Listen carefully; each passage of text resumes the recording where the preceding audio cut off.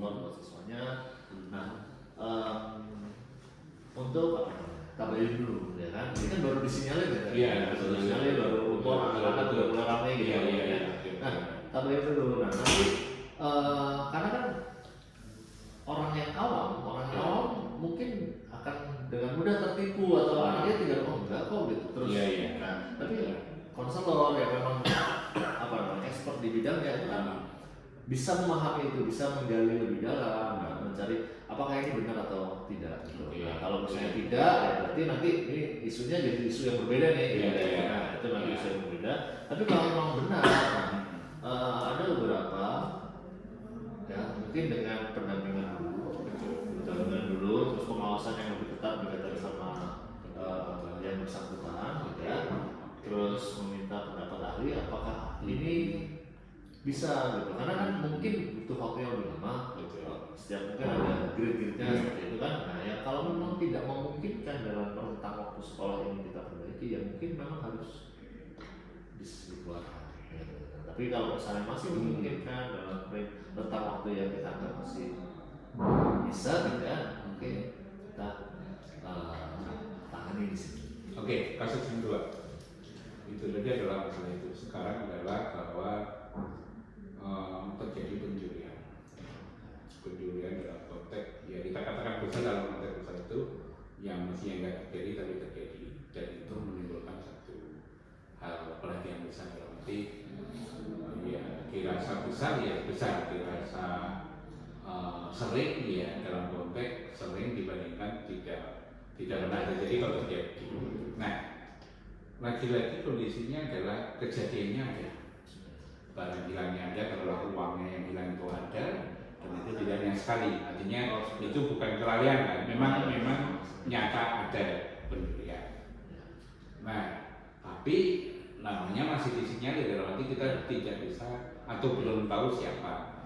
Nah, strategi apa yang bisa Bapak coba untuk lakukan supaya bisa menginvestigasi itu dan sekaligus menangkap si pelakunya? Iya, jadi ya harus jadi kayak crime scene investigator. Kalau sekolah kan harus itu. Beberapa mungkin kita bisa apa? Kumpulkan saksi-saksi, terus atau terduga. Kita kayak lebihnya. Saya lihat di sini ada CCTV. Ya, itu satu langkah yang sudah sangat baik. Kita bisa identifikasi siapa aja yang terlibat di situ. Nanti yang berangkat dari sana, proses investigasinya kita lihat saksi-saksi sama terduga pelakunya. Nah, dengan bukti-bukti yang ada. Nah, karena kalau nanti tidak terbukti, kalau ini nggak ada bukti yang kuat, saya rasa nggak bisa.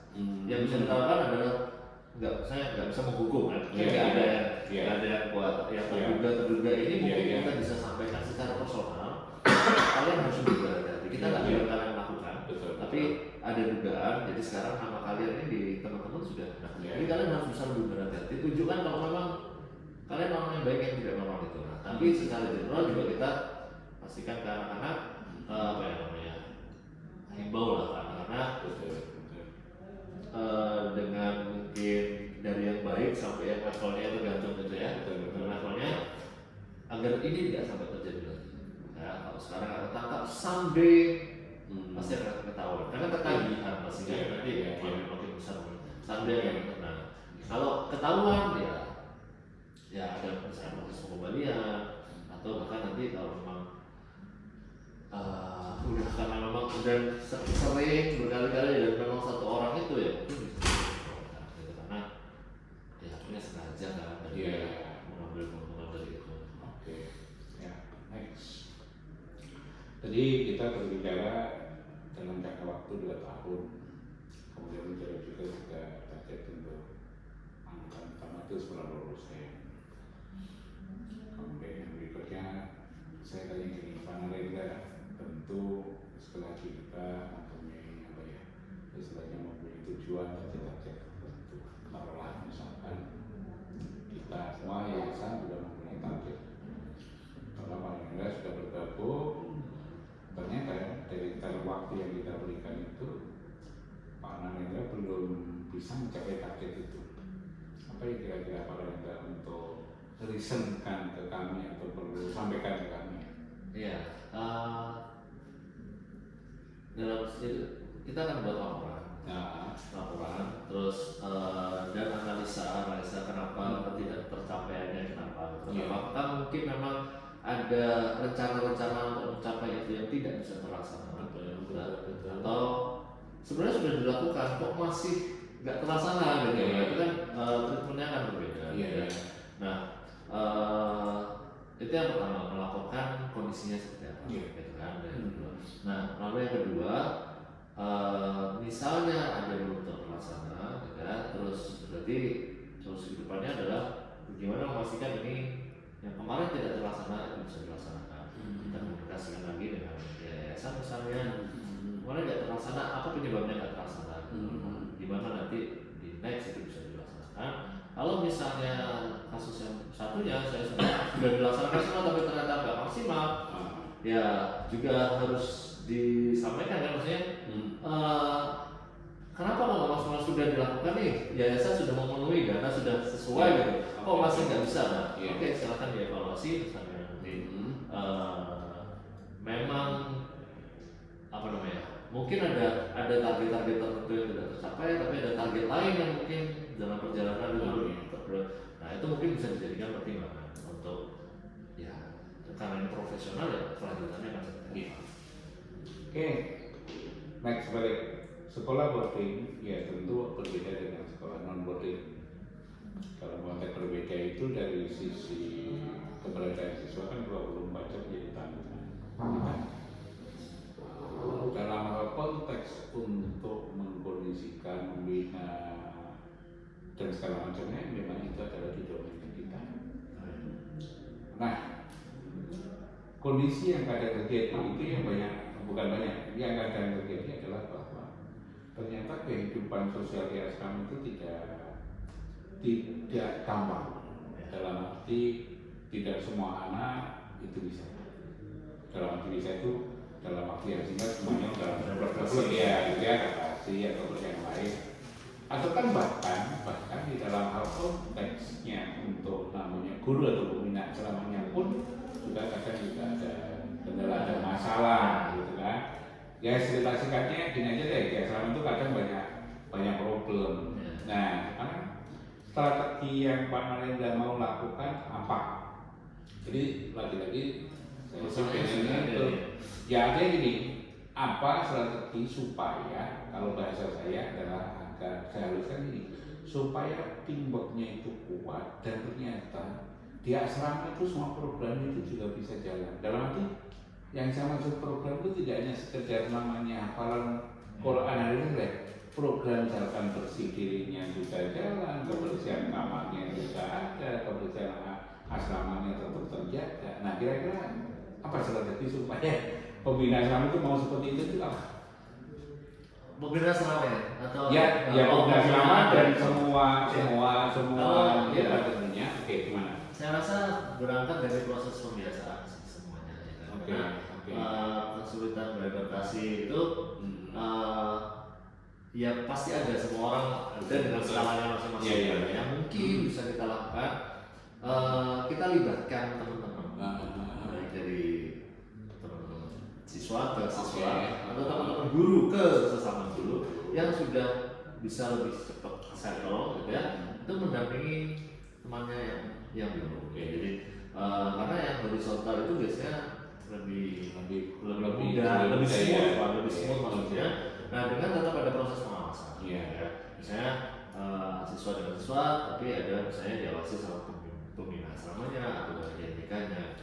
Guru juga sama, dan nanti supervisornya yang berkaitan sama kesejahteraan guru ya, pokoknya itu lah, kenyamanan guru bekerja gitu, well-being guru di sini. Ya, yang berikutnya kita setelah boarding dan Pak Narendra mungkin sudah memahami yang kita informasikan terakhir, artinya adalah berkaitan dengan bahwa yang di asrama tinggal di asrama nanti adalah kepala sekolah. Kepala sekolah nanti akan mendapatkan satu semacam rumah dinas gitu. Kemudian yang tinggal di asrama adalah dari guru putra yang masih belum berkeluarga.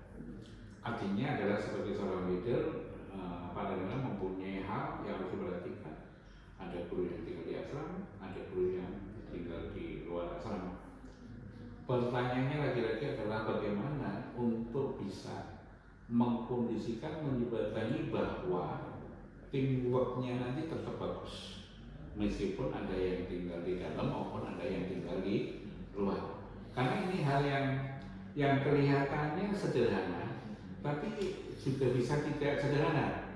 Bahkan turunnya itu konteksnya gini, ya lu enak tinggal di asrama, semuanya nggak usah bayar, listrik nggak bayar, gitu. Kalau gua kan ngontrak, nah misalkan gitu, gimana kira-kira sebagai seorang itu untuk menjembatani yang seperti itu gimana ya? Kalau berkaitan sama dari sisi profesional, ya fasilitas kan harusnya untuk level yang sama harusnya sama. Ya. Jadi misalnya ada yang di asrama dan tidak butuh uang transport, dan dia tidak dapat tunjangan transport. Oke. Ya misalnya ada tunjangan transport. Oke. Terus misalnya berkaitan sama BPJS mungkin karena dia sendirian kan jelas BPJS yang diterima lebih kecil daripada ini yang satu. Terus mungkin berkaitan sama pembagian tugas, ya. Guru-guru yang di asrama mungkin akan ada tambahan tugas, mungkin mendampingi belajar anak-anak yang di sini. Gitu. Dan itu saya rasa juga cukup penting gitu. Dan kalau minta lagi yang dari luar untuk datang lagi, ya mungkin bisa kita atur shiftnya gitu ya. Tapi tetap akan diprioritaskan yang nggak perlu perjalanan jauh gitu ya. Jadi yang jauh itu juga nggak merasa sekedar dimanfaatkan tiap hari suruh. Jadi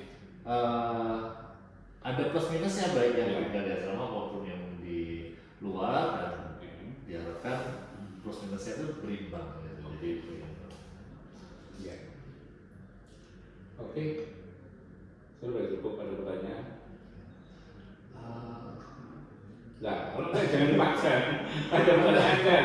Silakan. Enggak, ini sebenarnya ada sih, tapi berkaitan sama kurikulum nggak apa-apa. Oh, kalau dulu kan diajak, enggak yang kita terkait dengan asrama. Iya, asrama.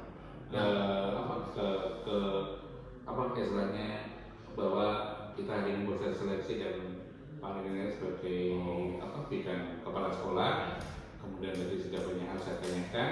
Nah, sekarang saya harus memberikan kesempatan kalau ada hal yang perlu ditanyakan, tapi tidak konkret dalam kurikulum itu diskusi nanti aja. Oke, ada nggak? Nggak ada ya.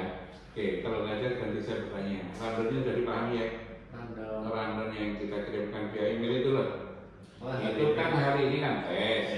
Tanggal 10 insya Allah diumumkan. Andaikan jadi bergabung berarti kan 14 atau sen kontrak, 17 berarti udah masuk kerja.